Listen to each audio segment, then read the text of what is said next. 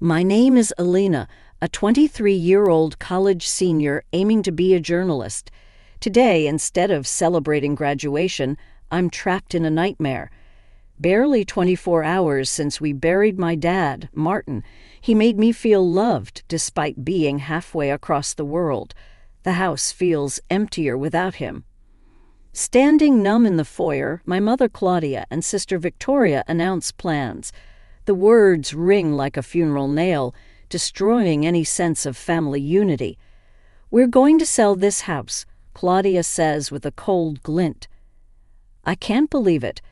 They're already thinking about money, betraying the loss of my dad. Victoria taunts, questioning my entitlement. Their greed and obsession with wealth mock me. "You're the worst." I cry out, unable to contain my anger. I'm done with them. The bell rings, interrupting. Wiping angry tears, I open the door to a stranger in a dark suit. "My condolences. May I come in?" he says solemnly. I let him in, wondering about the impact on our broken family.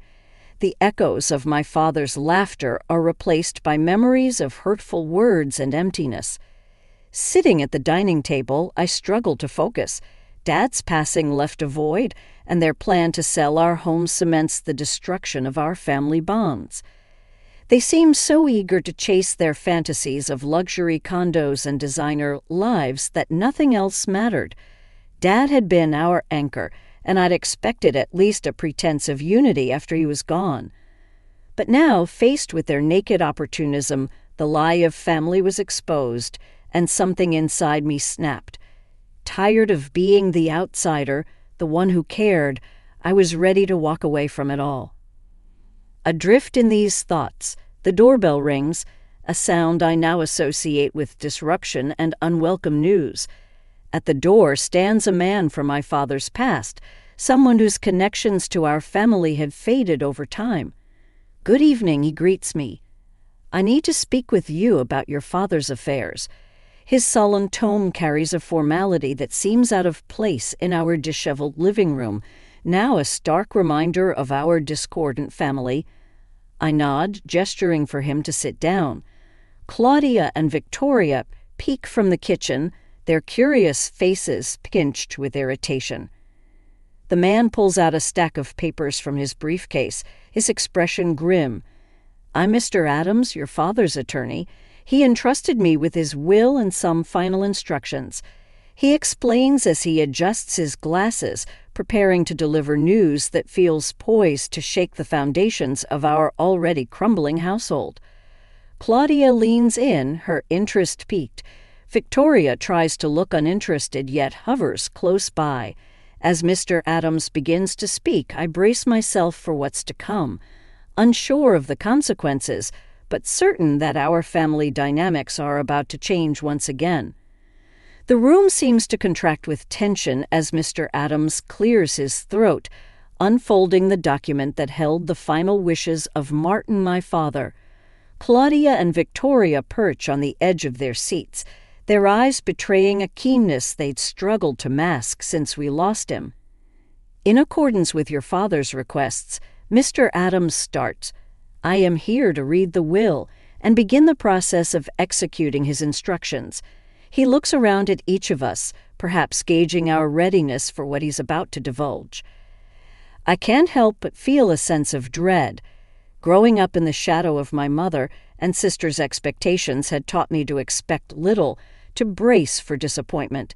Yet, as the attorney's words begin to flow, it's evident that our expectations are about to be overturned. To my daughter Elena, I leave the entirety of my estate, including the family home and all accumulated savings and investments. The room falls silent, but for the rustling of paper and the distant ticking of the grandfather clock. Mr. Adams continues to read, but I barely register his words. All I can hear is the thundering beat of my heart and a kind of ringing in my ears. It can't be right. There must be some mistake. I finally manage to stammer, my voice sounding foreign to my own ears. But why? Victoria's chair scrapes violently against the floor as she stands, her eyes widening in a mix of shock and fury. Claudia, similarly stunned, remains seated, her mouth opening and closing soundlessly. John, who had until now hovered quietly in the background, steps forward as if to protect or perhaps restrain Victoria. "This is some kind of joke, right?" he demands. But Mr. Adams simply offers a somber shake of his head. "There's no error," he assures us. Martin was very specific in his directive. He believed that Alina, with her convictions and work ethic, would best honor his legacy and manage his assets responsibly. Claudia finds her voice as disbelief gives way to anger. "But what of us?" she snaps. "Her mother and sister.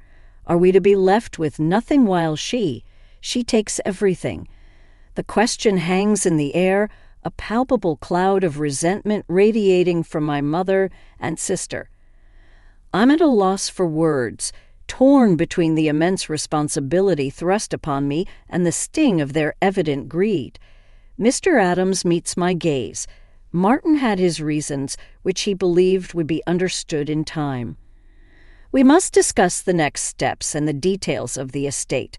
As he talks, I can't help but wonder what my father saw in me, what faith he had placed in my hands, and how I could ever hope to fulfill it amidst the ruins of our family unity.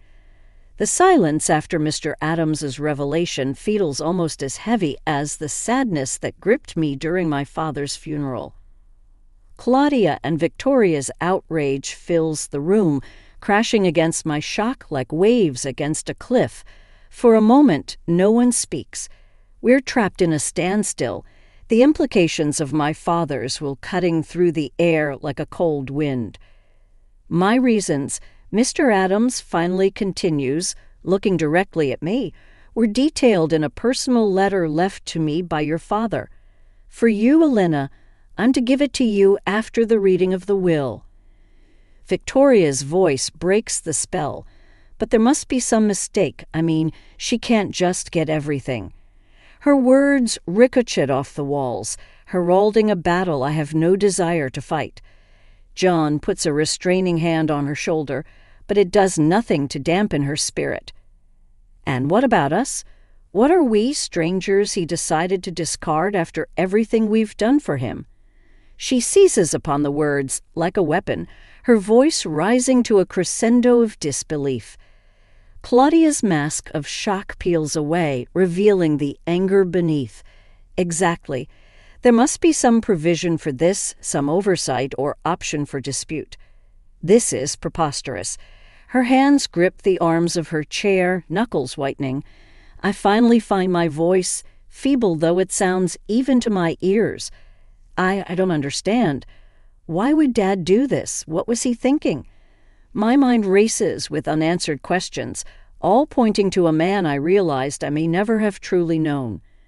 Mr. R. Adams removes his glasses, pinching the bridge of his nose before responding. Martin had his reasons, and he wanted you to know them. But in his own words, as for Claudia and Victoria, he turns to address them. You may contest the will if you wish. The Martin's instructions were explicit, and his sound mind when drafting it is well documented. The room falls into chaos once more. Voices clash as Claudia and Victoria express their anger and confusion, scrambling for a plan of action. I barely hear them. My thoughts are with the unopened letter, a final message from my father that burns a hole in the table where it lies. Taking a deep breath, I reach for the letter. The paper feels both insubstantial and as heavy as lead in my hands. Unfolding the creases, I prepare to read the words of a man who chose to speak from beyond the grave rather than in life, an inheritance that feels more like a chalice of poison than a cup of blessings. Alone in my room with the door securely closed, I unfold the letter with trembling hands. Each crease seemed to hold a whisper of my father's voice. As the written words appeared, I braced myself for the understanding that was about to come. Dearest Alina, it began in my father's familiar script. As you read this, I am sorry. Sorry that I am not there to tell you these things in person. Sorry that I am leaving you with a burden that a parent should never bestow on their child." His apology, sincere and immediate, cut through the complexities of legal jargon and blunt revelations that had filled the air just moments ago. I inhaled deeply, the scent of ink on paper somewhat comforting. "Your strength, your discipline, and your vision for a better world have never been invisible to me. In you I saw the promise of a future that embraced honesty and integrity, far from the grasping hands of greed." The letter trembled in my hands, not from a breeze through the old window pane, but from the wellspring of emotions it unleashed. My eyes continued down the page. "Elena, I've not been blind to the ways of our household. Your patience and hard work in the face of neglect by your mother and sister have been both my heartache and my pride. Giving you the entirety of my estate is my way of reconciling with the unfair responsibilities you've been forced to shoulder." Each sentence wove a tapestry of my father's unspoken observations and quiet support. The man who seemed a distant provider had been watching all along, understanding more than he let on. My only hope is that this inheritance will provide the freedom and the means for you to fulfill those aspirations that burn so brightly within you. Do not feel confined to fix what was broken long before you could make a difference. Live the life you deserve, my Elena. I folded the letter, pressing it against my chest, feeling the ink-etched love of a father who had seen his daughter's unassuming sacrifices. A wave of determination swept through me, mixed with the grief that had trailed me like a shadow since his passing. Leaving the safety of my room, I stepped back into the storm that was my fractured family. Mr. Adams glanced up as I entered, a silent question in his gaze. Claudia's glare was sharp and fixated on me, and Victoria was pacing like a caged animal. Her earlier rage turned desperate. "It's time to talk about what happens next," I said, my voice firmer than I felt. Claudia scoffed. "What happens next is that we challenge this farce." Victoria nodded vehemently. "You won't get away with this, Elena." Mr. Adams interjected. "Any legal challenge will be a lengthy and costly process with no guaranteed outcome. Martin's will is clear and well within his rights to enforce." With my father's words burning a hole in my pocket, I faced them, the family that had never truly been a family. It wasn't my decision, but it was his, and I intended to honor it. Tension wrapped chains around us all, but amid the chaos, one truth held steadfast. I would carry out my duty, uphold my father's wishes, and through them, perhaps find my own path to a better world. In the following days, the house became a war zone of oppressively silent moments and thunderous arguments. Claudia and Victoria scoured legal forums and consulted with lawyers, desperately seeking a loophole to contest the will. They clung to the belief that they were entitled to Martin's legacy, viewing it as their rightful due rather than the gift of a man's life work. Despite their efforts, Mr. Adams remained unflappable, a steady pillar amid the tempest. His calm demeanor was a source of comfort as we navigated the uncharted waters of estate settlement. "The will is airtight, Elena," he assured me once again over cups of tepid coffee in the formal dining room. "You need not worry about their threats." Yet even with his reassurances, guilt gnawed at me. Was it right to accept everything while my mother and sister got nothing? The logical part of my brain reminded me that my father had his reasons, but my heart couldn't shake the residual familial obligation, a desire to mend what was broken even when I knew it was beyond repair. I spent my days preparing for the inevitable legal challenges and familiarizing myself with Martin's finances. The responsibility was daunting, running the numbers, making decisions about property and investments I never knew existed. Each step felt like wading through fog, but I was determined to see it through, to build on the small beacon of trust my father had left me. It was during these sessions of poring over financial statements that my mind would wander to the life awaiting beyond these walls, how to use this inheritance to forge a path aligned with my own values, how I could make a lasting impact amid the chaos. Claudia and Victoria grew increasingly agitated, their true colors seeping out in bursts of pettiness and spite. In an impulsive display, Victoria claimed sentimental family heirlooms, while Claudia hinted at dark secrets that could tarnish Martin's name. Their insinuations aimed to wound, to shake my resolve, but I had become adept at navigating their emotional minefields. One particularly tense evening, the air thick with unsaid threats and frigid stares, I reached my breaking point. "Enough," I said, the single word slicing through the tension. 3 pairs of eyes fixed on me, uncertain, wary. "I can't give you what Dad didn't leave for you, but what I can do is help you start over somewhere else." Their shock was palpable, an abrupt shift in the dynamic they had been fueling. "It won't be a life of luxury, but it will be a fresh start." Claudia's laughter was sharp, humorless, a concession prize from our dearest Elena. How magnanimous. Her sarcasm was a familiar sting, but it glanced off the armor years of antagonism had helped me forge. I stood firm despite the bitterness that clawed at the air between us. "It's not a prize, it's a choice. Take it or leave it. But understand this, I am moving forward with or without your acceptance." Their response was a symphony of silence and grudging nods, a tenuous agreement forged at the crossroads of greed and survival.